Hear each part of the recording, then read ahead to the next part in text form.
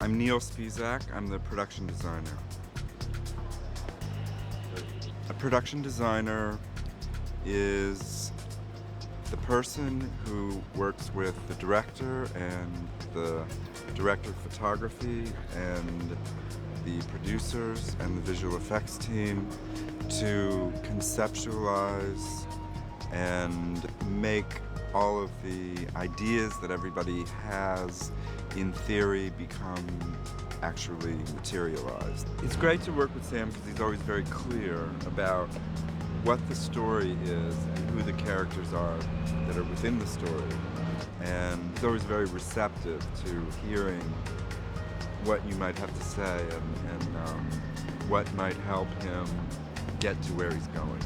Sam is a Spidey fan from way back, and his interest was extremely infectious. And it was sort of a bizarre road getting introduced to Spider-Man, actually. I mean, I knew Spider-Man from the TV series and from cartoons, but I had never really read comic books. And it was an interesting journey learning about, who Spider-Man is and how he's portrayed in comic books. Once you conceptualize what the film is about and how the film needs to look and what locations scenes actually take place in, then the execution process is a puzzle that you kind of work out piece by piece. How do you retain the control that a filmmaker needs to tell a story? Well, obviously the best place is on a soundstage. But the reality is that you can't just go into New York City and shoot anywhere you want to.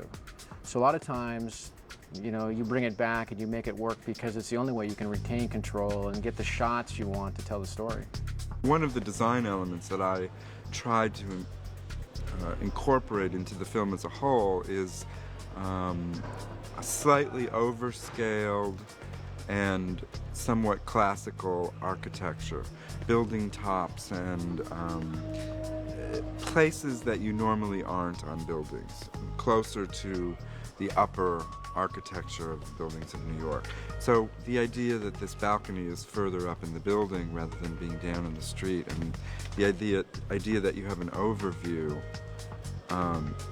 made it all the easier to incorporate the Goblin on its glider above the city, and the fact that Spidey could swing in from the upper parts of the city as opposed to being in on the street. Although it's an action film and an adventure film and a fantasy film, all of those parts of this movie work because the basis for the whole story is very human. And I think it makes it all the more interesting and all the better that you believe, Spider-Man can be a part of our world.